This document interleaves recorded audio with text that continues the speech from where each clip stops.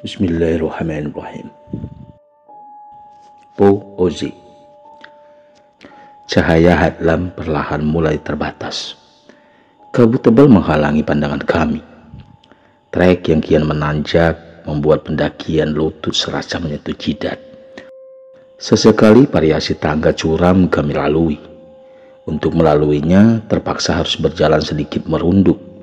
Hingga tanpa disadari kami terpencar dari rombongan.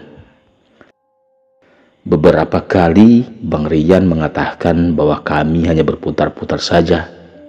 Namun aku menepisnya. Bagaimana bisa aku yang telah sangat akrab dengan Gunung Kerinci bisa tersesat? Kita pasang tanda agar bisa membuktikan bahwa kita sebenarnya hanya berputar-putar di tempat yang sama. Aku mempersilahkan Bang Rian memasang tanda. Setelah sebuah pita berwarna merah terikat di dahan pohon, kami melanjutkan kembali pendakian. Benar saja, setelah melakukan perjalanan beberapa puluh menit, kami tiba lagi di tempat yang sama. Nah, benar kan?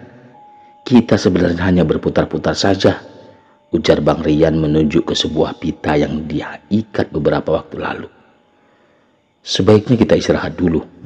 Tenangkan pikiran sembari berdoa agar kita bisa terbebaskan dari situasi ini. Sebaiknya memang begitu, timpal Bang Rian. Kejadian ini sungguh memalukan bagiku. Sudah tak terhitung pendaki yang memakai jasaku. Tapi belum sekalipun mengalami kejadian seperti ini, apalagi sampai tersesat. Bang Rian melihat arloji di tangannya. Memang jam tangan yang ia kenakan menjadi alat penting dalam mendukung kegiatan outdoor. Ada beberapa fitur penting dimiliki jam itu, seperti altimeter, barometer, termometer, dan GPS. Produknya kuku dan kedap air, sehingga sangat pas untuk kegiatan mendaki gunung. Sekarang sudah hampir jam 10 malam. Di ketinggian 2900 mdpl. Sebaiknya kita jangan terlalu banyak beristirahat. Ucapan Bang Rian membuyarkan lamunanku. Shelter 2 berada di ketinggian 3056 mdpl. Itu berarti kurang dari 200 mdpl kami akan tiba di shelter 2. Hal itu membuatku semakin bersemangat. Malam ini cuaca cukup ekstrim. Kabut tebal disertai angin kencang membuat kondisi siaga menjadi waspada. Setelah beristirahat sejenak, kami melanjutkan kembali pendakian di tengah hujan yang mulai merintik. Trek sama seperti sebelumnya, didominasi tanah padat dan akar-akar pohon.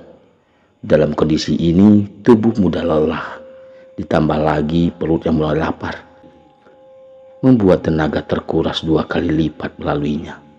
Apalagi jarak dari shelter 1 menuju 2 adalah jalur terpanjang. Estimasi waktu sekitar 3 jam, bahkan bisa lebih. Namun sudah beberapa jam berlalu, kami tak kunjung juga tiba di pos bayangan. Tempat dataran terbuka yang luas seperti lapangan. Pendaki Gunung Kerinci menamainya pos bayangan. Kita sudah mendaki beberapa jam. Namun pos bayangan tak kunjung terlihat. Coba Bang Rian cari tahu melalui kompas. Sekarang kita berada di mana? Kenapa jalur ini seperti tidak pernah dilalui pendaki?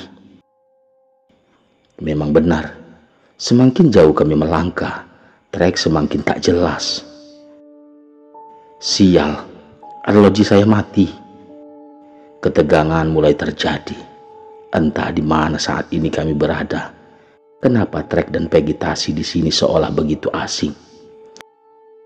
Abang punya makanan. Sebaiknya kita makan dulu. Saya lapar. Semua logistik berada di dalam tas keril yang dibawa oleh Yuda. Saya hanya punya cemilan, ujar Bang Rian sembari mengeluarkan sesuatu dari dalam kerilnya. Kuaci? Iya.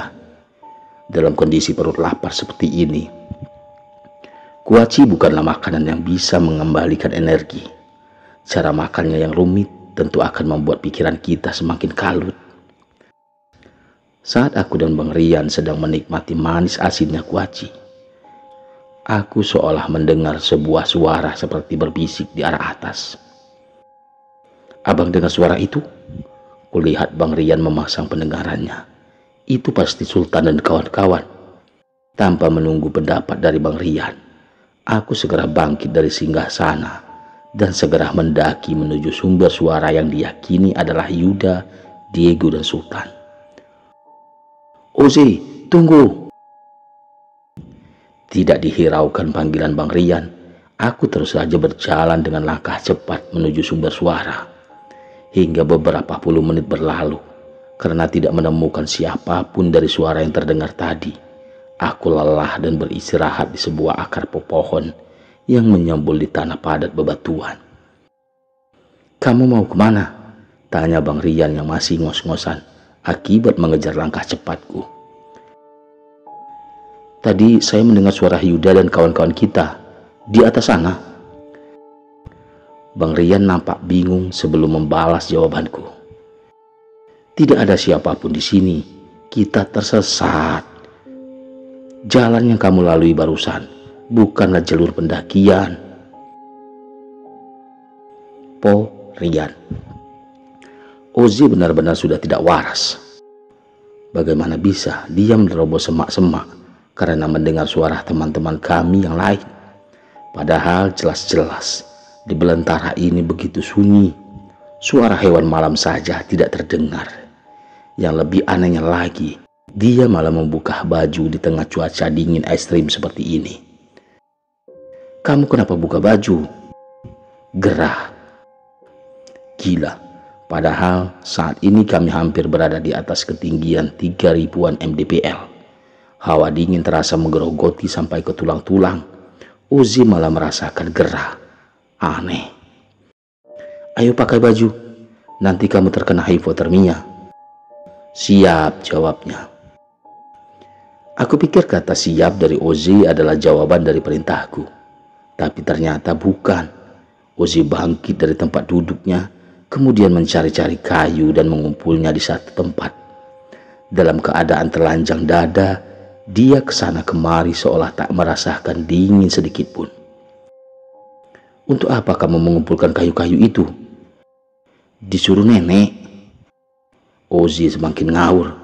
Ucapannya mulai ngelantur. Jelas ada yang tidak beres dengannya. Nenek mana yang dia maksud? Di sini hanya ada aku dan dia saja. "Ozi, pakailah bajumu. Nanti kamu terkena hipotermia." Seketika aku baru menyadari saat melihat gelagat ganjil Ozi. Yang lebih anehnya lagi, dia berjalan ke sana kemari dengan menenteng jaket berwarna merah yang ia kenakan untuk membungkus kayu. Padahal cuaca malam ini sangat dingin.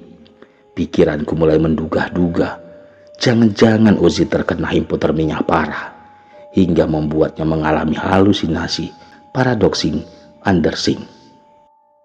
Paradoxical undersing terjadi karena proses vasokonstriksi atau kontraksi pembuluh darah.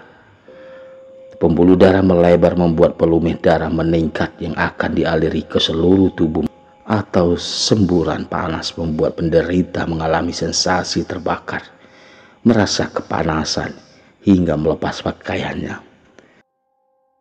Dikutip dari Medical News Today, hipotermia disebut sebagai kondisi parah di mana suhu tubuh turun ke tingkat terendah yang tidak normal. Tubuh tidak mampu menghasilkan panas yang cukup untuk melawan panas yang hilang. Hipotalamus sebagai bagian otak yang mengendalikan suhu tubuh mendeteksi perubahan suhu tubuh. Ketika suhu tubuh menurun, bagian otak tersebut akan aktif dan memerintah otot untuk bergerak yang dikenal dengan menggigil. Peningkatan kerja otot ini dimaksudkan untuk menghasilkan energi panas agar dapat seimbang. Tapi jika suhu tubuh belum bisa seimbang, hipotalamus akan memerintah tubuh menarik darah dari kulit. "Cukup Ozi, sadarlah." Aku mencekal lengan Ozi untuk menghentikan gelagat aneh itu. Tubuhnya mulai terlihat pucat. Aku takut darahnya akan fokus mengaliri organ vital seperti jantung, paru-paru, ginjal, dan otak. Sudah dapat dipastikan, jika suhu tubuh terus turun, organ-organ mulai gagal berfungsi dan bisa saja mengarah pada kematian. Aku kemudian memeluknya erat dan memakai kembali jaketnya, walau sedikit memaksa. Aku juga membuat perapian dengan ranting kayu yang ia kumpulkan untuk membuat penghangatan. Bagaimanapun caranya, Ozi tetap membutuhkan bantuan medis. Namun, karena kondisi kami tengah tersesat dan terpisah dari rombongan, aku harus melakukan pertolongan pertama. Ada beberapa tindakan yang perlu kita lakukan dalam membantu penderita paradoksikal undersing ini. Aku membentang tenda gantung untuk menghindar hujan yang turun merintih, kemudian memindahkan Ozi ke dalamnya di tempat yang lebih hangat dan kering. Mengganti pakaian yang basah, kemudian menutupi seluruh tubuh dan kepala dengan selimut kecuali areal wajah, sembari memantau pernapasan. Beruntung aku tidak harus melakukan CPR karena pernapasan Ozi masih tampak normal-normal saja. Aku mentransfer panas dengan cara sintosin, memeluk Ozi, membalut tubuh kami dalam satu lilitan selimut. Beberapa menit berlalu, kulihat Ozi sudah mulai tenang. Dia tertidur dengan nyaman. Aku pun bangun untuk membenarkan arloji yang tadi sempat tak berfungsi, dengan harapan bisa menyala dan membantu dalam mencari arah. Selagi Ozi tertidur, aku mencari jalan agar kami bisa kembali ke jalur pendakian. Tidak ingin mengulangi kejadian yang sama, aku memberi tanda di setiap jalan yang dilalui. Beberapa menit berlalu, secercah harapan terbersit. Dari kejauhan, aku seolah mendengar suara panci yang dipukul. Aku sangat yakin bahwa itu adalah ketiga teman kami yang mencari dengan cara membunyikan sesuatu agar bisa didengar olehku ataupun Ozi. Aku segera bergegas menghampiri suara itu. Namun semakin ku kejar, suaranya malah semakin jauh. Sepertinya kami berjalan dalam satu arah. Di tengah malam ditemani rintik hujan, aku baru menyadari tak kala suara itu tak dapat lagi terdengar, bahwasanya aku telah jauh meninggalkan Ozi. Hal itu pula membuatku lupa memberi tanda sebagai petunjuk arah jalan pulang. Selesai sudah, kini aku bukan hanya terpencar dari Yuda, Sultan, dan Diego, tapi juga berpisah dengan Ozi. Aku sampai kelelahan mencari tanda-tanda menyilang di setiap pohon yang dilalui.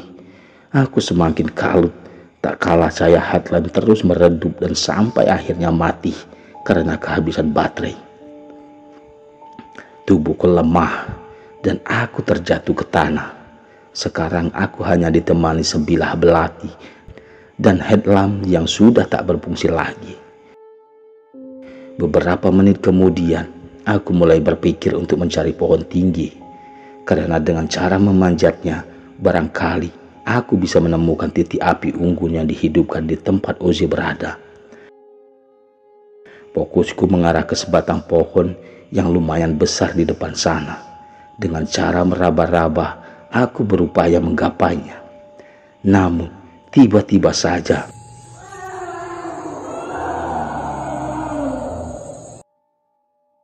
sebuah suara aneh menggema, menggetarkan mentalku. Sampai jumpa lagi di episode berikutnya. Wassalamualaikum warahmatullahi wabarakatuh.